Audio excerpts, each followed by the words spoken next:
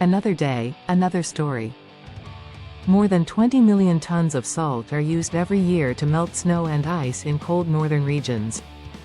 But how does salt do it? First, it's important to understand a bit about H2O in the winter. Welcome to Tabo Eminent Channel. 32 degrees Fahrenheit, 0 degrees Celsius, is its freezing point. That is, when water reaches 32 degrees Fahrenheit, it turns into ice. At this temperature, your icy road generally has a thin layer of water on top of the ice, and the ice molecules and water molecules are interacting. This water is constantly melting some of the ice, while the ice beneath it is freezing some of the water. At this temperature, the exchange rate is pretty constant, meaning the amount of water and the amount of ice stay the same.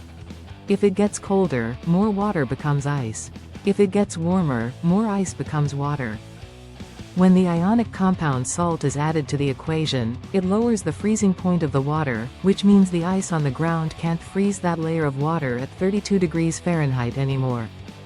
The water, however, can still melt the ice at that temperature, which results in less ice on the roads.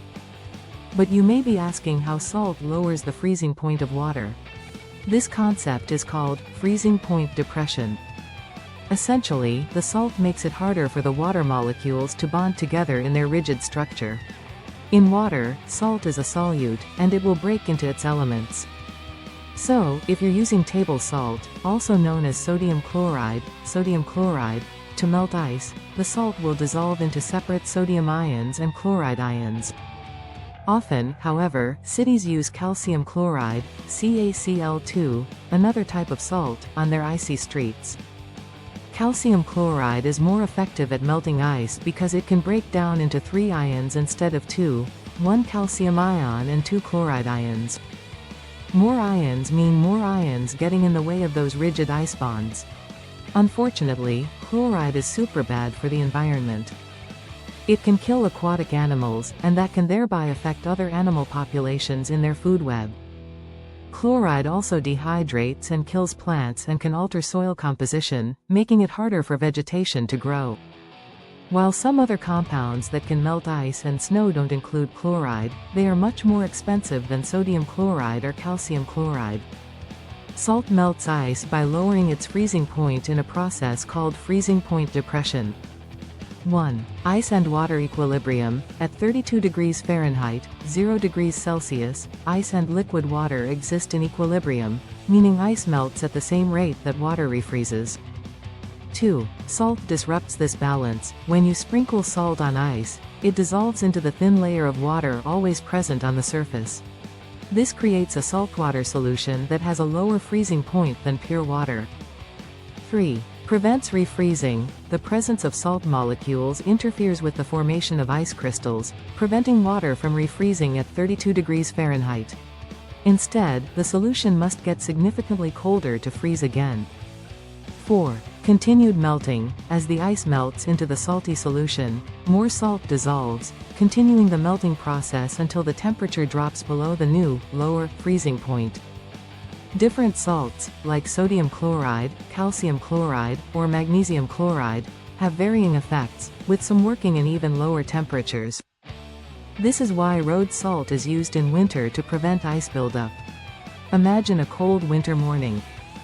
A family wakes up to find their driveway covered in a thick layer of ice after a night of freezing rain. The kids are eager to go outside and play, but the parents know it's too dangerous, until they grab a bag of salt from the garage.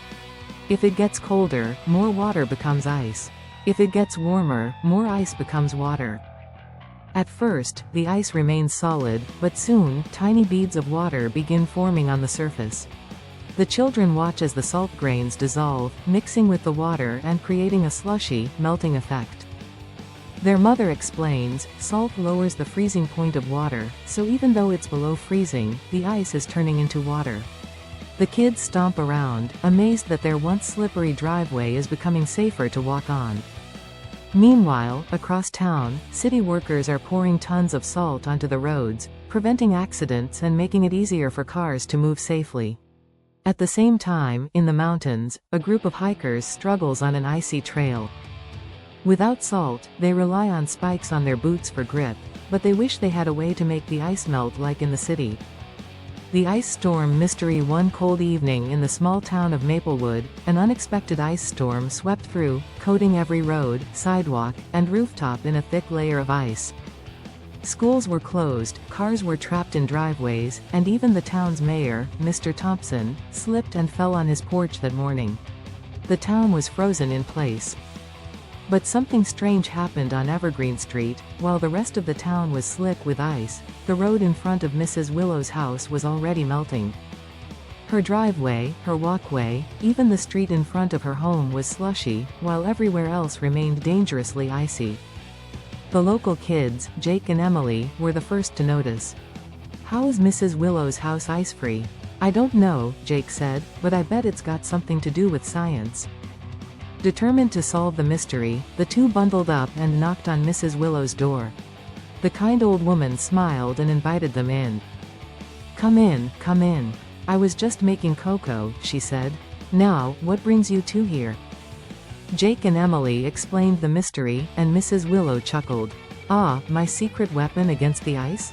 She reached under her sink and pulled out a big bag of salt. "Salt?" Emily raised an eyebrow. "Yes. You see, when ice and water mix, they normally freeze at 32 degrees Fahrenheit. But salt lowers that temperature, making it harder for ice to stay solid.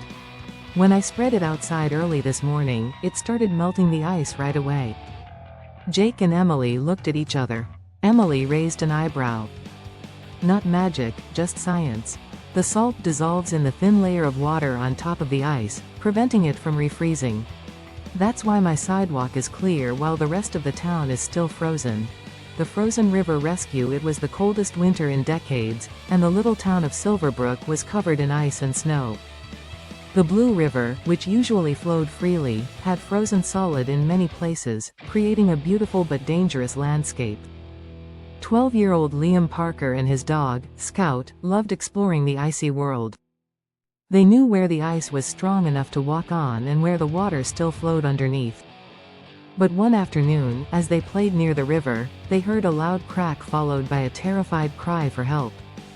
Racing toward the sound, Liam saw his neighbor, Mr. Grady, an elderly fisherman, clinging to the edge of the ice.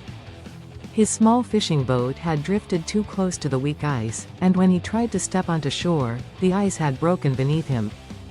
Now, he was struggling in the freezing water. "Help, Mr." Grady's voice was weak, his hands barely gripping the slippery ice. Conclusion. The power of salt and science. Salt is more than just a seasoning.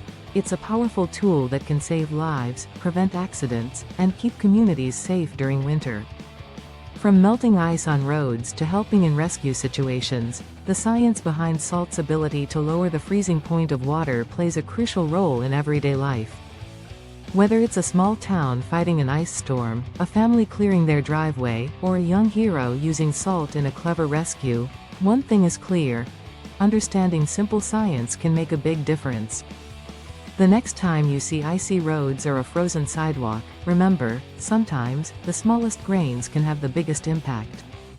Thanks for watching. Request you to subscribe the channel.